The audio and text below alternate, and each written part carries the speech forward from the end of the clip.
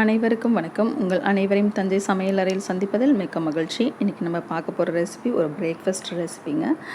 அதுக்கு முன்னாடி நம்ம சேனலை சப்ஸ்கிரைப் பண்ணாதவங்க சப்ஸ்கிரைப் பண்ணிக்கோங்க. வாங்க வீடியோக்குள்ளே போகலாம். நமக்கு தோசைக்கு தேவையான அளவுக்கு மாவு, அதுக்கு தகுந்த அரிசி நம்ம எடுத்துக்கணும். நான் இந்த டம்ளரால் எனக்கு ஒரு கிளாஸ் போதுங்க, நான் அதை எடுத்திருக்கேன்.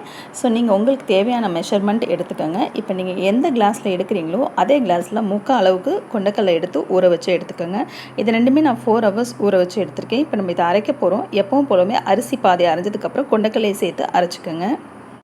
நம்ம இப்போ மாவை ரெண்டையுமே சேர்த்து அரைச்சி எடுத்துகிட்டு வந்திருக்கோம். இதுக்கு எந்த அளவுக்கு நமக்கு உப்பு வேணுமோ அது அளவுக்கு உப்பு சேர்த்து நல்லா இதை கலக்கி விட்டு 8 hours ஊற வச்சுக்கணுங்க. நம்ம இட்லிக்கு மாவு எப்படி ஊற வைக்கிறோமோ அதே மாதிரி தான். இப்போ காலையில் நம்ம பிரேக்ஃபாஸ்ட்டுக்குனா நைட்டே மாவை ஆட்டி வச்சுட்டு படுத்துட்டோம்னா காலையில் நம்ம பிரேக்ஃபாஸ்ட்டுக்கு ரெடியாக இருக்கும்.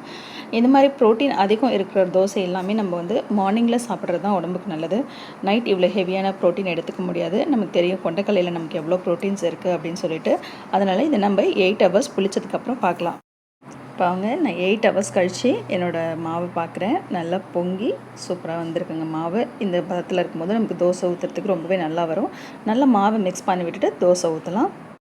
தோசைக்கல் நல்லா சூடாக இருக்குது. இப்போ நம்ம தோசை போடுறதுக்கு ரெடி ஆகிட்டோம். பாருங்கள், இந்த மாதிரி நல்லா மாவை எடுத்துகிட்டு நம்ம தோசை ஊற்றினோன்னா சூப்பராக வருங்க. நல்லா மொறுன்னு நீங்கள் ஊற்றி எடுத்துக்கலாம், இல்லை சாஃப்டாக பஞ்சு மாதிரி ஊற்றியும் எடுத்துக்கலாம். அது உங்களோட சாய்ஸு. இது எப்படி வேணாலும் ஊற்றி சாப்பிட்டாலும் ரொம்பவே டேஸ்ட்டாக இருக்கும். நல்லா சூப்பராக செவந்து வரும். நான் நல்லெண்ணெய் யூஸ் பண்ணியிருக்கேன்.